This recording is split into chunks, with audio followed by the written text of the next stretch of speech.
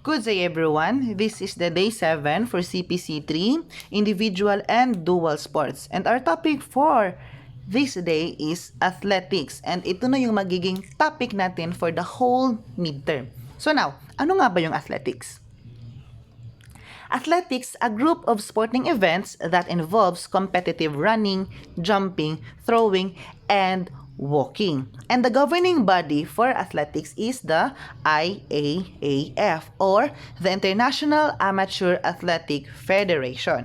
But there is a one governing body na nag-i-exist today, which is the World Athletics Federation, or the WAF, or WAF. So, to dig deep on athletics, let's have first the history. Now, in the history of athletics, it is used in hunting and war, or for survival and protection. Now, yung sinasabi noon na ginagawa ng aboriginals or the primitive people, they are actually using athletics.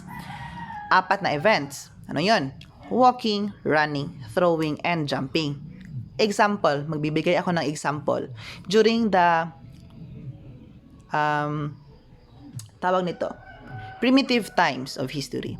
So during the primitive times, yung mga tao, 'di ba, wala pa sila mga weapon, yung mga pang-hunting nila medyo hindi pa ganun ka advanced. So halimbawa, may isang aboriginal or yung tao na aborigine. Or let's have a primitive person. And then yung weapon niya lang para makapag-hunting is stick or spear rather. Kung sa Bisaya pa, bangkaw. Then that person will use the bangkaw para pang-hunting. So halimbawa, nakakita na siya ng baboy ramo. So hindi naman siya agad-agad mag-running. So kailangan niya munang mag-walking. Maglalakad siya na paunti-unti na hindi siya napapansin ng baboy ramo. So, kapag malapit na siya sa baboy ramo, anong gagawin niya? So, yung bangkaw or yung spear, itatapon niya yon. So, throwing. May throwing na involved. And halimbawa, hindi na tamaan yung baboy ramo. He missed.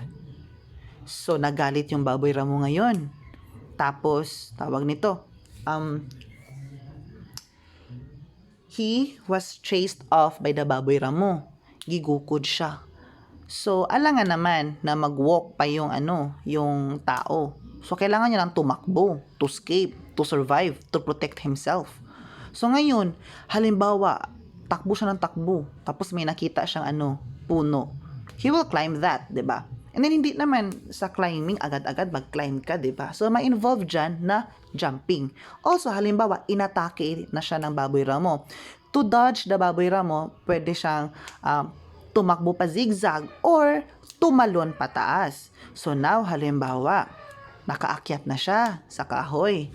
And then, yung kahoy may mga twigs na matatalim. So, halimbawa, using the skill of throwing, tatapunan niya ngayon yung baboy ramo, or itatapon yun sa baboy ramo. And halimbawa na hit niya talaga yung baboy ramo. So, may dinner na sila. Meron na silang food, makakasurvive na sila. And isa pang halimbawa, war. So, sa war, hindi ka naman basta-basta maglalakad lang, 'di ba? Unless mang-ambush kayo. So, with that, halimbawa, medyo advanced na. We have the pana, the bow and arrow. So, sa bow and arrow, may throwing pa rin na involve. So, halimbawa, ganun. And then, to survive, you need to be clever. You need to be wise enough. And you need to be fit.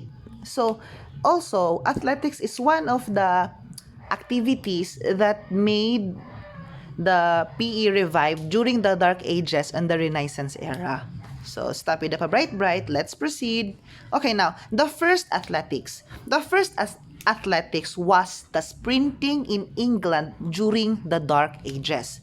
The Dark Ages are also known as the Middle Age or the Medieval Age in the England. So, yung sprinting, literal, sprint, hindi siya yung sa track and field lang na at first, pwede kang tumakbo as slow, tapos bigla ka mag-sprint pagpatapos na. Dito sa sprinting talaga, para siyang dash. Halimbawa, 100-meter dash, example niyan. Na pag sabing start, agad-agad, mabilisan ang pagtakbo. So, the first athletics was sprinting. And also, there is a term or sport na walk-a-thon. Or para siyang marathon, pero walking. So, meron ganun.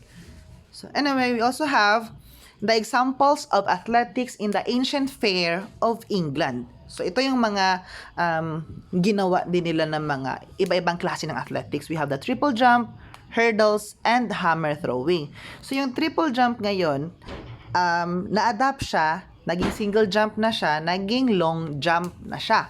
And then yung hurdles, ginagamit yung iba sa track and field.